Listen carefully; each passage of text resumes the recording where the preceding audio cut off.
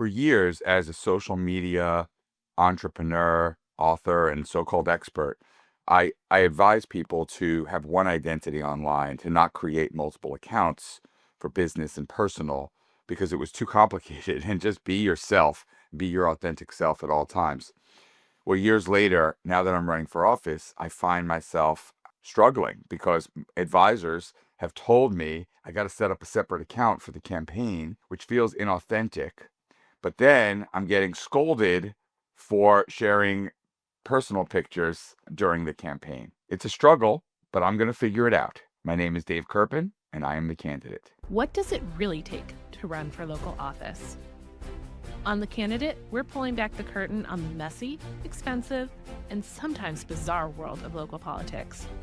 Join us as we share the unfiltered truth about what happens before you see those campaign signs pop up in your neighborhood. I'm your host, Jess Milanis. We're following serial entrepreneur Dave Kerpen as he dives headfirst into the world of local politics. Ready for a change in the world? This is your opportunity to be the candidate. Hey, Dave. Hey, Jess. Good morning.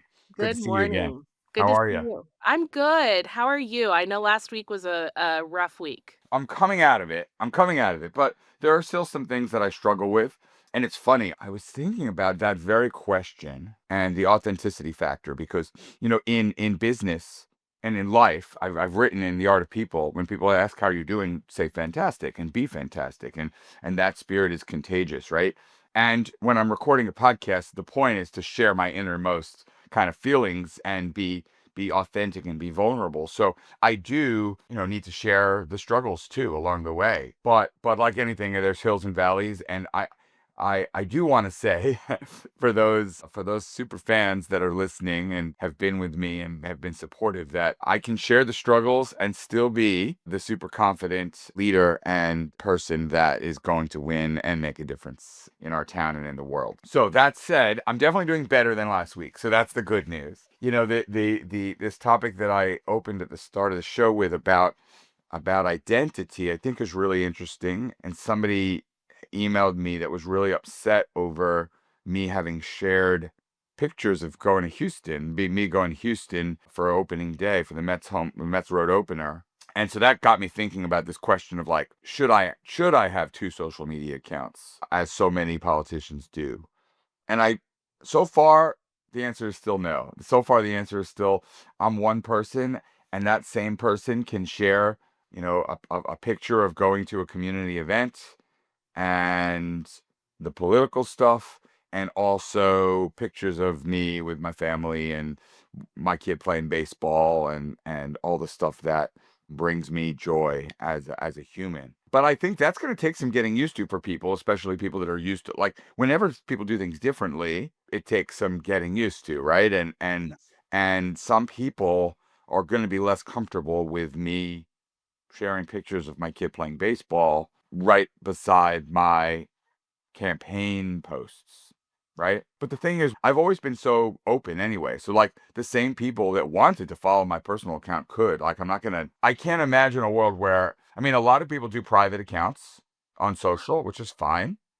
I have no issue with that. But I'm not about to do that after, 20 years of like being super open and public, and that's just me. Like, so I can't imagine doing a private account. So if I'm not going to do a private account for personal, why do two accounts, I guess, was still my thinking. Yeah.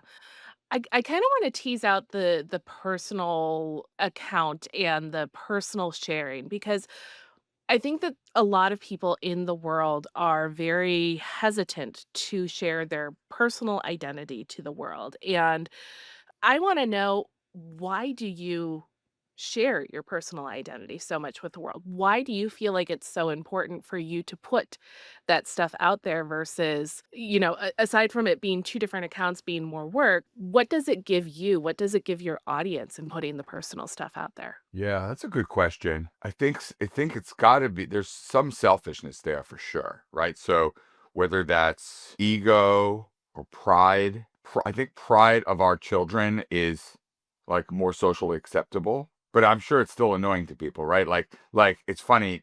So I'm in my kid plays travel baseball, and I think a lot of the parents share their kids', travel baseball photos, trophies, and I have no I mean, I'm one of them, so I'm definitely not critical but I'm also self-aware enough to realize that, there's memes around why and like lots of people that are like, who cares about your kids' travel baseball trophies? Like, so I get that. I think at the end of the day, Jess, that sort of cynicism is not me. So, like, I care. And I also care about your kids' travel baseball, and I care about your kids' violin and your kid. Like to me, all the personal stuff just makes us more whole people. And I hope people want to know people, whether they're my closest friends or a one-day political supporter or a customer. I would hope that people would want to know the complete and whole me, just as I wanna know the complete and whole you. The people that I'm connected to, the people that my friends, my family, but also, my vendors, one of the first things I did when I hired my consultants, I followed their social media accounts. It's interesting because like, they don't all post all the time or whatever, but, like, I'm still curious about these people that I'm, like, working with and interacting with. So yeah, I think my long answer is it matters. It makes us whole, and I'd rather know the whole you, and I'd rather you know the whole me. So let's go deeper on that. With politicians, do you think that there is a desire for them to not like have this polished professional appearance so that people don't get to know the whole them? Like Yes. Yes, yeah. I think everything is very, very sanitized. There's a lot of thought that goes into every post and the care and risk and, lack of risk, and everything is very, very polished and sanitized. Yeah. And I get that, but like I just don't see the world as wanting that from our leaders. And again, there's a counter argument for sure, like, any leader that would, take risks, unnecessary risks, or be sloppy, or I mean, there I understand the criticism. For me, like, I've described social media as a cocktail party. The people that win the cocktail party are not the people that are standing off in the corner afraid to say anything or talk to anyone. They're the people that are at the center of the party, talking, telling stories, listening to others, asking questions, getting involved. Okay. Through that process, people put their foot in their mouth, like a lot. And I'll put my foot in my mouth, I'm sure, as along the way here. Yeah, I'll share a typo or I'll Yeah. make mistakes, but I'm human, and the thing is, I would rather show them all of me, including the mistakes and the unpolished stuff, than try to be sanitized and perfect. Because that's not me, and I don't think that's really like anyone at the end of the day, like really, right? Yeah. Yeah. Like we're not. So, do I give my opponents more fire by being, like, sort of all in and all me? Probably. I just don't know any other. I think the other way is more scary. So, it's sort of like the classic, like, entrepreneur versus non-entrepreneur. Like, an entrepreneur takes risks, fails. I am more successful than other people, not in spite of my failures, because of my failures. Like, because I just keep taking risks and just keep going for it. I'm gonna fail a bunch of times. I'm gonna put my foot in my mouth. I'm gonna have typos. I'm gonna say things. I'm gonna post when I go to Houston, and it's gonna piss some people off. I love baseball and traveling for baseball, but hopefully elect me, because that's like who I am is still somebody that cares very, very deeply and passionately and wants to help people. And yeah, it's okay too, hopefully, that I have a typo here and that I go to Houston. I want to talk a little bit about your background with building social media strategies for companies. You and Carrie built the first social media agency. And I know this from my experience with you and Carrie. Big brands were calling you up and being like, how do I do this? How do I get on the socials?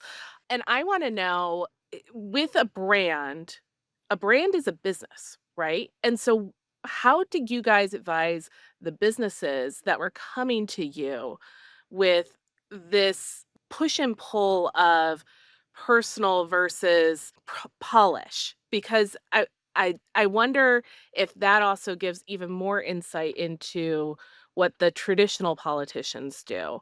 And again, why you might be so different in how you look at this stuff. The bigger the brand, the big companies are just too big to not be polished, no matter what. So I'll say that. My very first book, A Likeable Social Media, in the first edition of the book, which was it was one of the first social media books, and a really early, Bible to some in social media. It was New York Times bestseller, and I actually told an experience I had there with a state senator account where they were live chatting me, asking me for a donation. And I started asking questions, and it turned out it wasn't the state senator, it was their intern using their account. And that doesn't work for me. So, authenticity is super, super important to me, and it always will be.